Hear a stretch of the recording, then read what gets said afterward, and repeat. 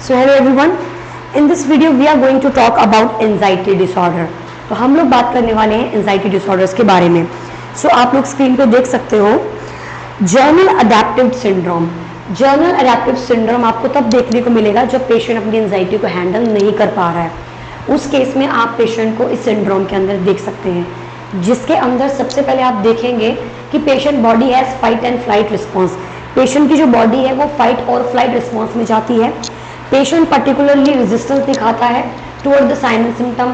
Patients concentration will be very poor और patient का जो फ्रस्ट्रेशन है बहुत ही हाई लेवल पे होता है. एग्जॉस्शन स्टेज, अगली जो स्टेज आती है वो एग्जॉस्शन की होती है, जिसमें पेशेंट को fatigue, depression and disease condition ऐसी कुछ चीज़ें देखने को मिल सकती हैं.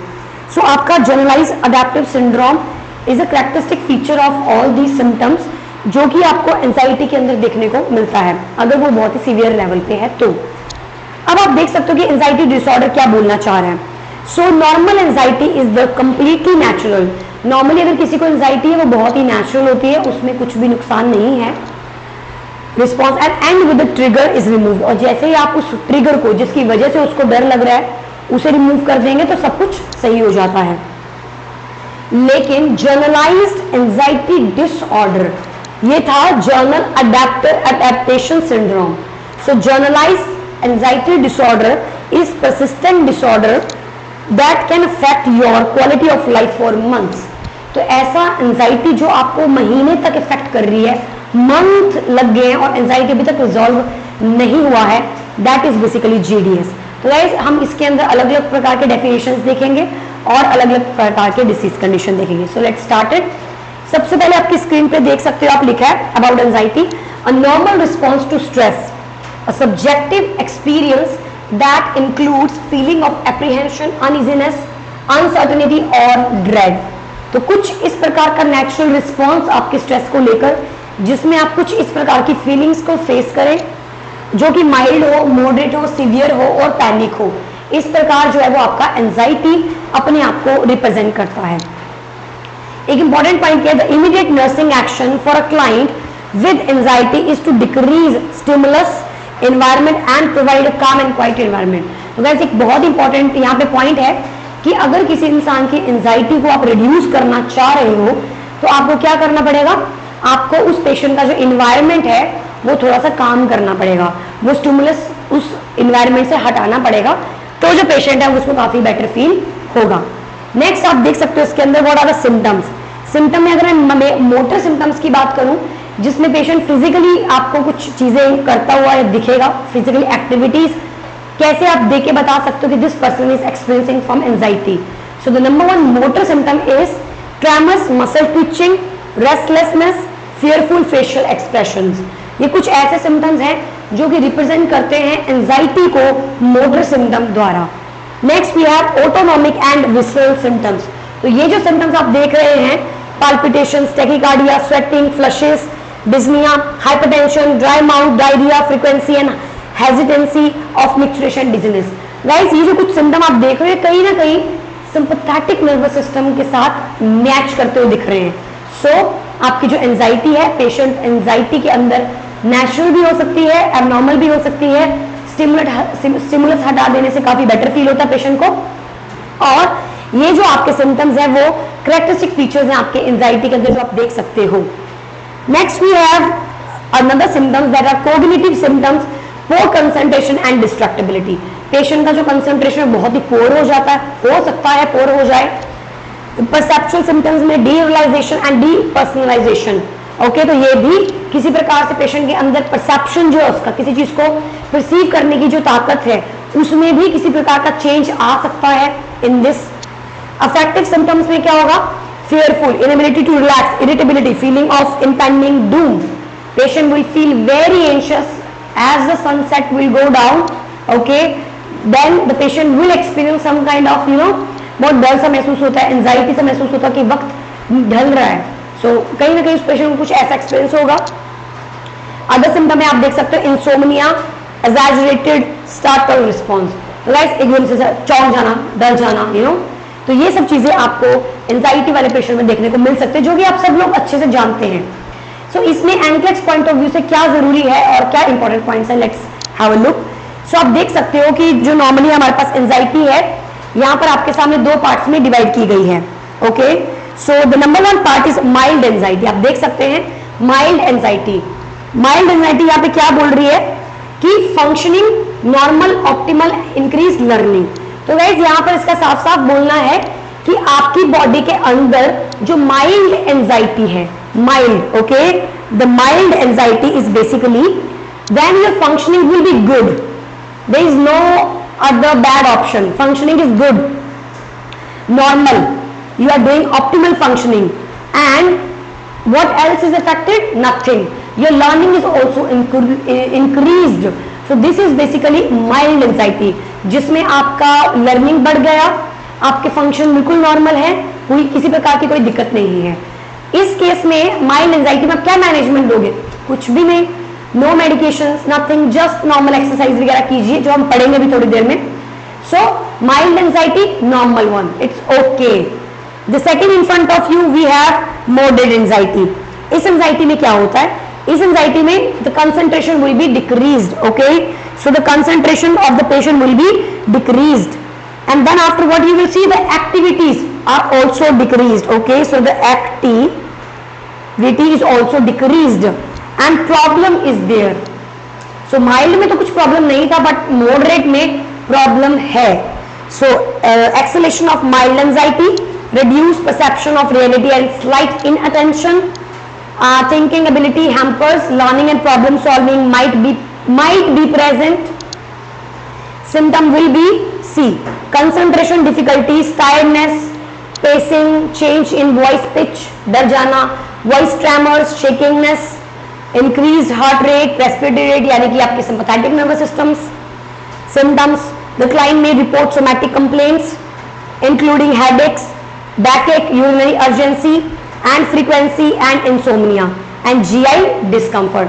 So these are the symptoms you will see in the patient with moderate anxiety. What about mild? Mild discomfort, mild one: restless, irritability, impatience, apprehension, finger or foot tap करना, okay, and forgetting, I'm so sorry. And then after what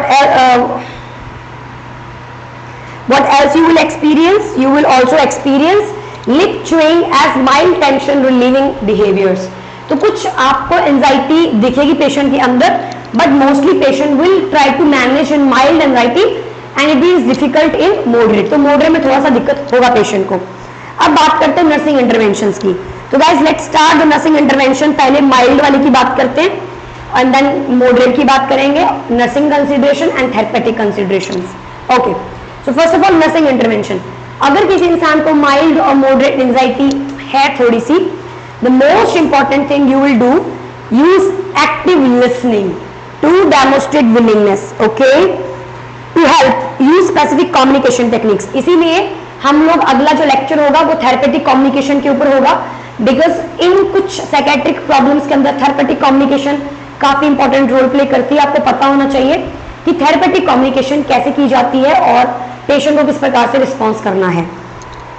open and question, give broad opening, exploring, seeking clarification, provide a calm presence, recording and recognising the client's distress, evaluate past coping mechanisms. तो guys हमें patient को बोलना है कि आपको किस प्रकार से कोपिंग मैकेनिज्म्स यूज करने हैं। फॉर एग्जांपल एक्सरसाइज, जैसे मैंने पहले भी मेंशन किया था, mild moderate exercise, okay. So mild moderate क्या आप यूज करेंगे nursing intervention?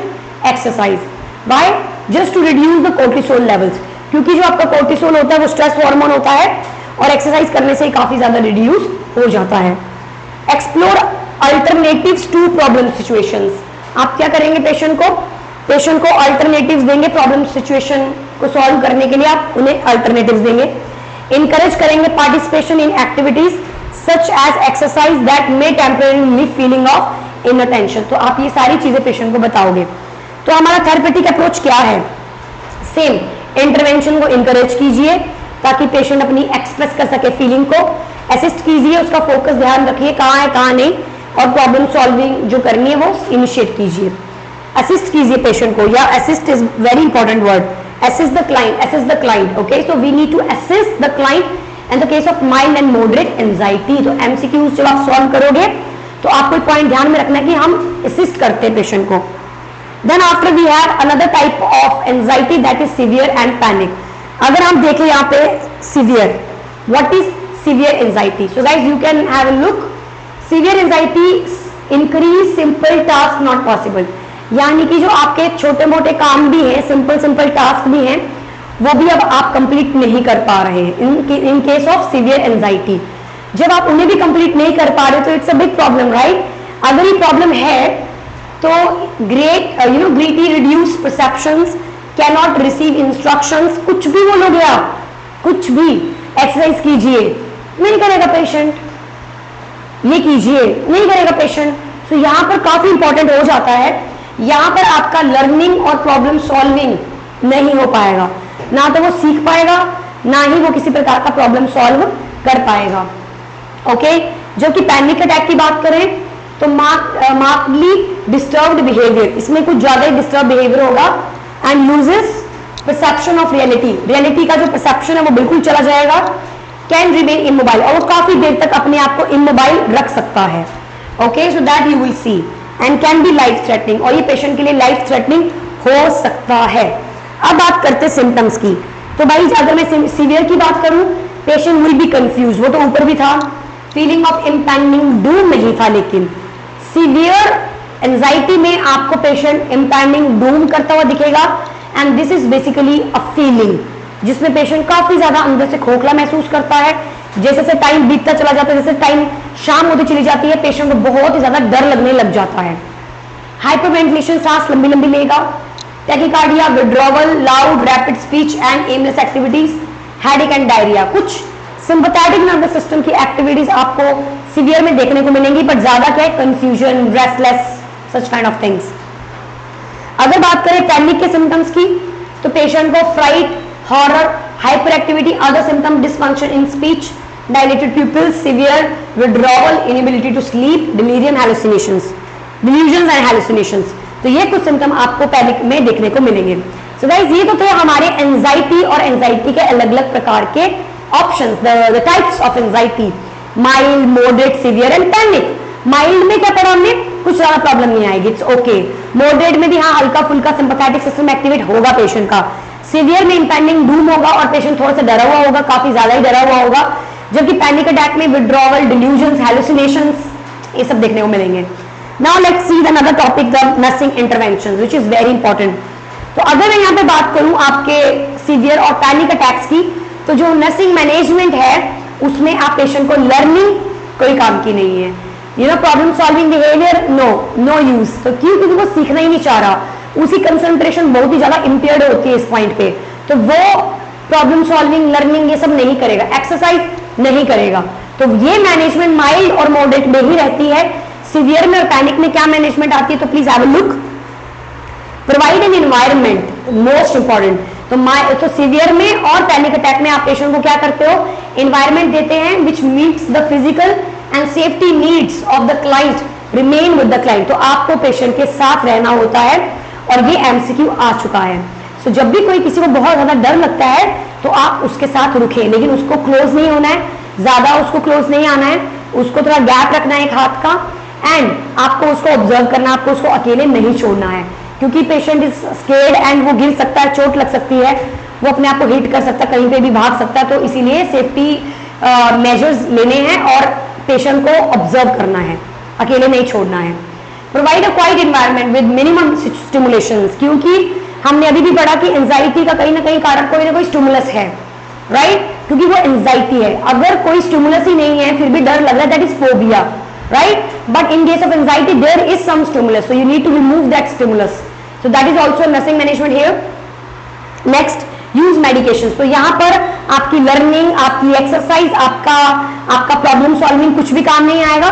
Here you need to give the patient medications, restrain करना भी पड़ सकता है। अगर after less restrictive intervention fail हो जाती हैं तो आपको उसकी एंजाइटी आप नहीं कम कर पा रहे हो, तब आपको पेशेंट को रिस्ट्रेन भी करना पड़ सकता है और पेशेंट को मेडिकेशंस भी देने पड़ सकते हैं। एग्जाम्पल के तौर पे एंजियोलाइटिक्स और anti anxiety drugs. Next we have encourage gross motor activities such as walking and other form of exercise. तो आप पेशेंट को इंकरेज कर सकते हैं gross motor activities and such as आपका walking and other form of exercises. Set limits by using firm, short and simple statements. तो आप limit set कर सकते हैं, ओके, और आप उनको सिंपल स्टेटमेंट्स भी बोलने का मतलब है कि जो चीज आप बात कर रहे हो it should be like very very short and very simple and very strict, उसमें फालतू की बातें नहीं ऐड करनी है। तो आप लिमिट्स यूज कीजिए, लिमिट सेट कीजिए ताकि आप इन चीजों को इंप्लीमेंट कर सके। रेपिटेशन में भी नेसेसरी, हो सकता है वो डरा हुआ बार बार आपको उसको रिपीट करना पड़े, तो आपको ये भी ध्यान में रखना है। Direct the client to acknowledge reality and focus on what is present in the environment. What is acknowledge? Acknowledge करने का मतलब होता है आपको पेशेंट को प्रायोरिटी देना और उसको प्रूव करना, बताना, समझाना जब तक उसे तसल्ली ना हो जाए। So you know, so for acknowledgement what we ask, how are you, आप कैसे हैं, तो मैं एक्नॉलेज कर रही हूँ पेशेंट को, राइट। सो यहाँ पर direct the client to acknowledge reality, थोड़ा सा आप रियलिटी चेक उसको दिखाइए, समझाइए, लेकिन नॉन थेरेपेटिक कम्युनिकेशन से नहीं, थेरेपेटिक कम्युनिकेशन से, okay, alright. What are the therapeutic approaches? तो आप देख सकते हैं थेरेपेटिक इंटरवेंशंस में, this intervention minimise the risk to the client, the client may be unaware of the need for the basic things such as fluid, food, sleep. तो आपको थोड़ी अपनी जो थेरेपेटिक अप्रोच है वो यही रखनी है। This help to prevent intensification of the current level of anxiety.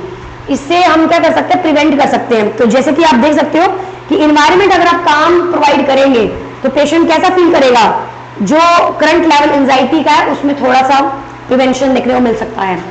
Medication restrain में बी नेसेसरी, ताकि आप उनको हार्म होने से बचा सके। This provide the client with an outlet for pent up tension and promote endorphin release. तो कहीं ना कहीं ये सारी चीजें पेशेंट को मदद कर रही है, एंडोर्फिन रिलीज करने में मदद कर रही है, एंजाइटी को कम करने में पेशेंट को मदद कर रही है, तो वही हम लोग चाह रहे हैं। Focusing on reality will assist with reducing the client anxiety level. तो यहाँ पर आपने डरना नहीं है कि मैंने इसे सच बताऊंगी, I have to tell them well I can not see anything over there but it's okay, don't worry, I am here to help you.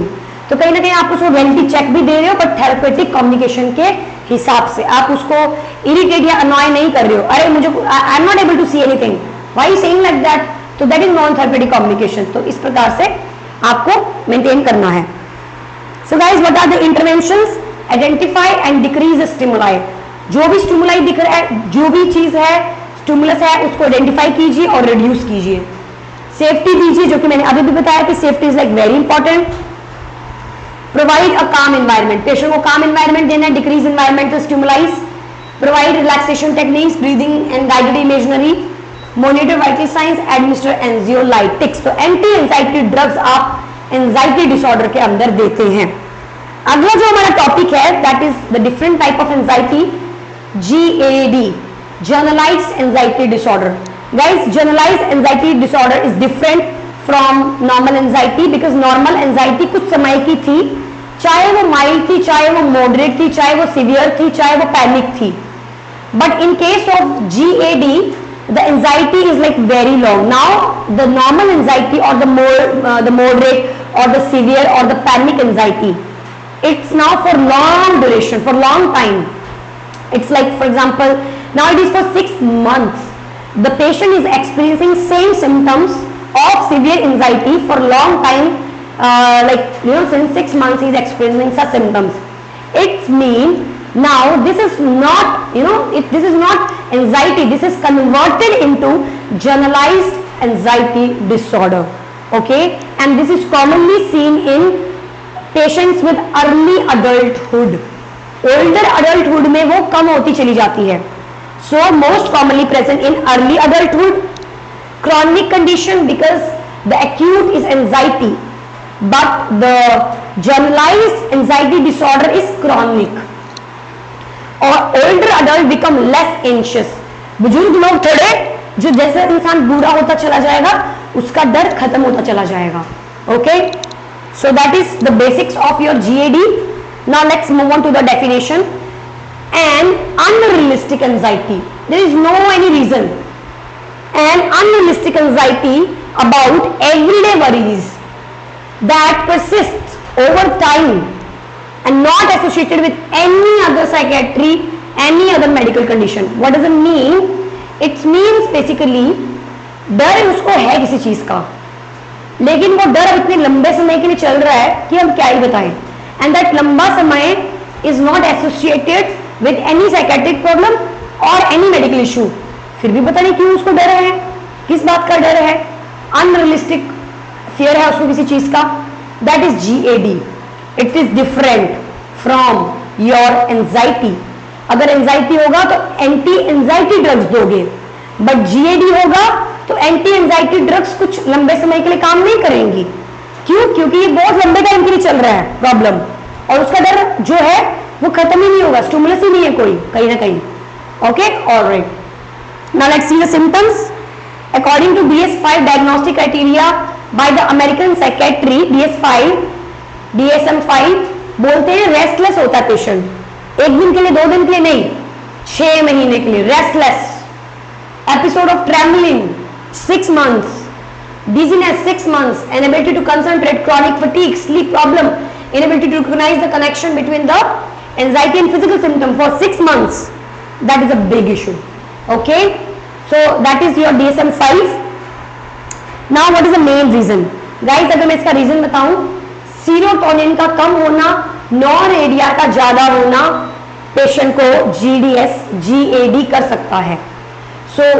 वैसे तो इसका एग्जैक्ट कारण अभी तक अननोन है, बट ऐसा बोला जाता है कि अगर किसी के ब्रेन में सीरोटोनिन का लेवल कम हो जाए और नॉन एडीआर का लेवल बढ़ जाता है तो वो GAD बन सकता है उस पेशेंट को। ओके, तो हमारा काम क्या होगा? सीरोटोनिन के लेवल को बढ़ाना, नॉन एडीआर को कम करना, राइट, ताकि वो GAD से थोड़ा आराम मिल सके उसे। So let's have a look. Generalized anxiety disorder address physical discomfort, assist client to identify thoughts that arouse anxiety, stresses and triggers, assist client to change unrealistic thoughts of more realistic course once, recognize that some level anxiety is normal in daily life।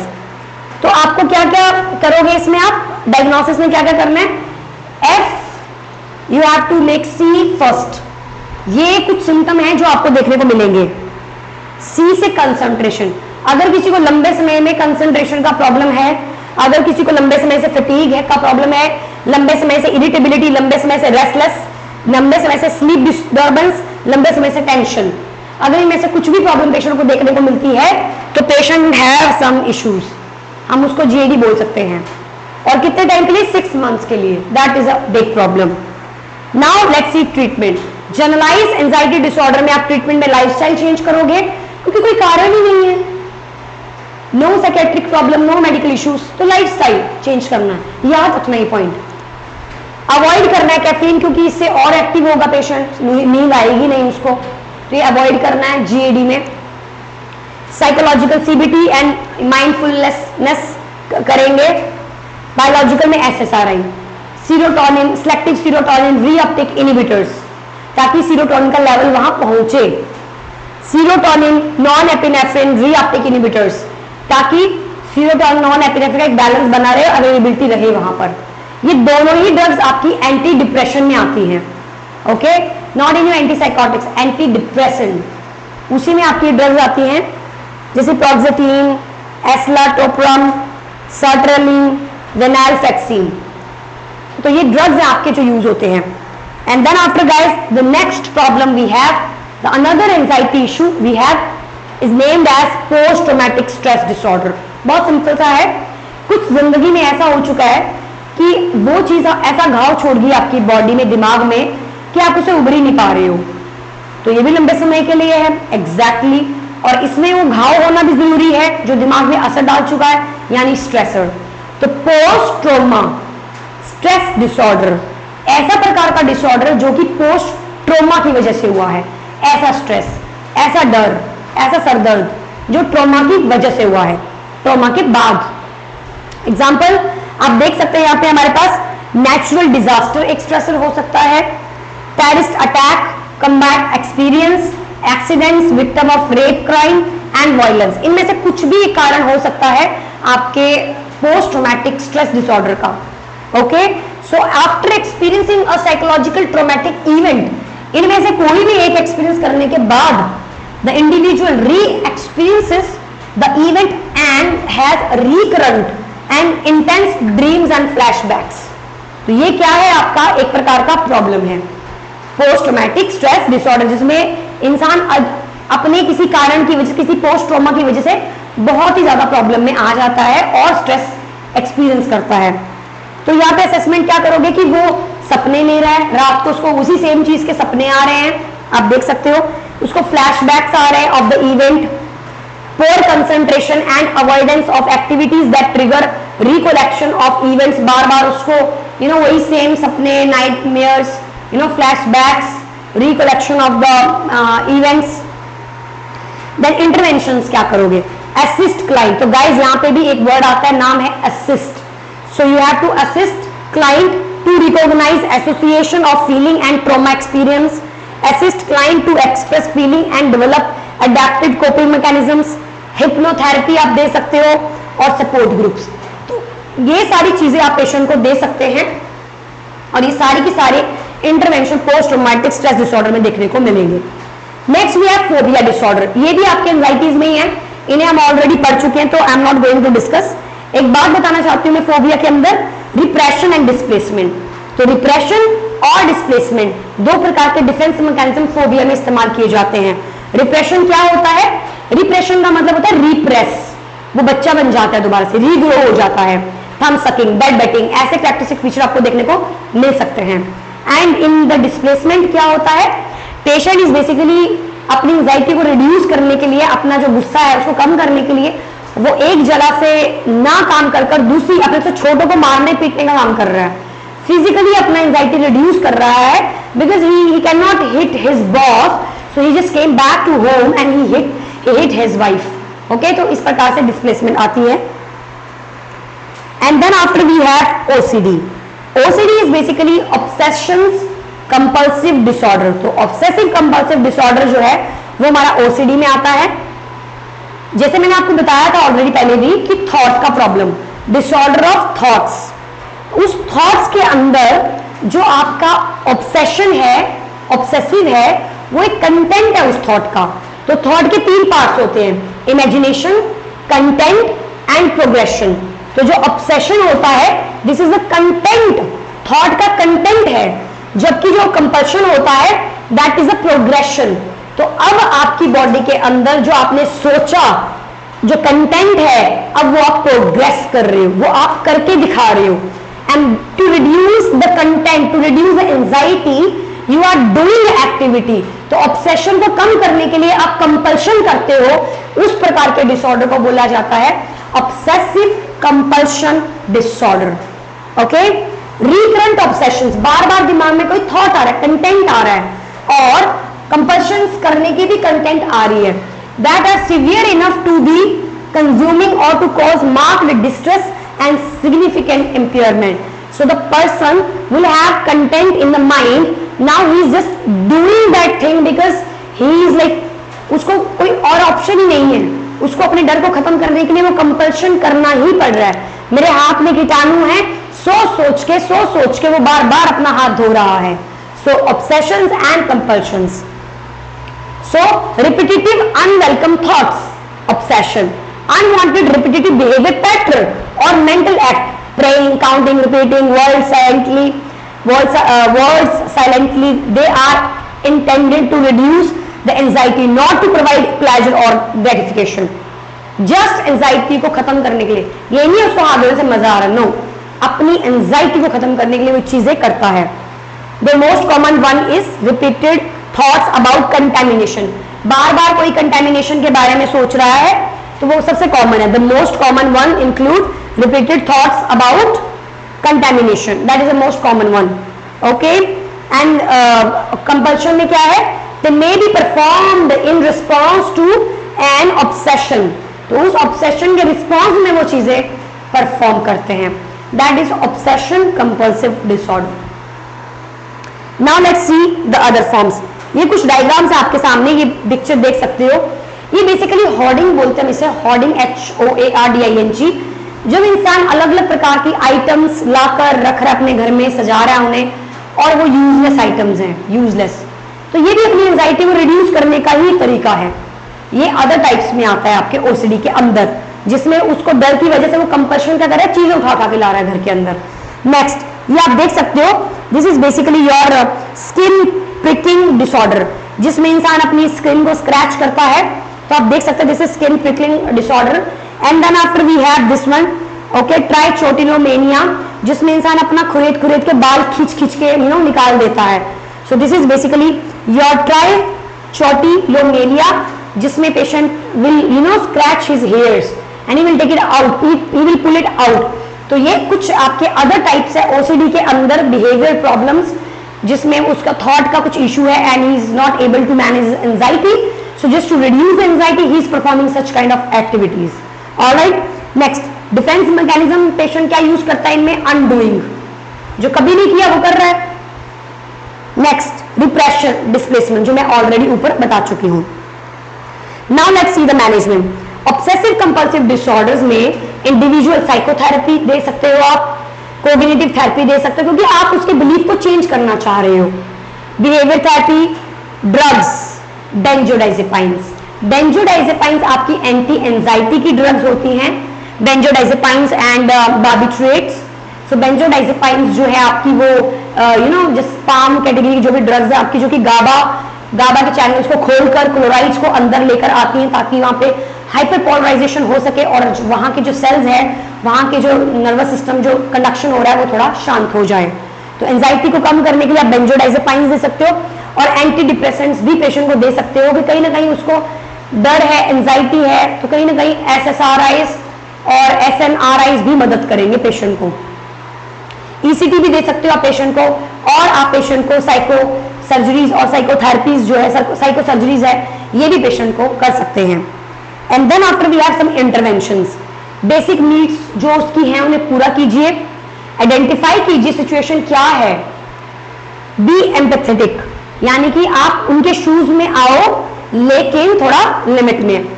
Okay, so you will be like understanding the situation but you will not cry with them.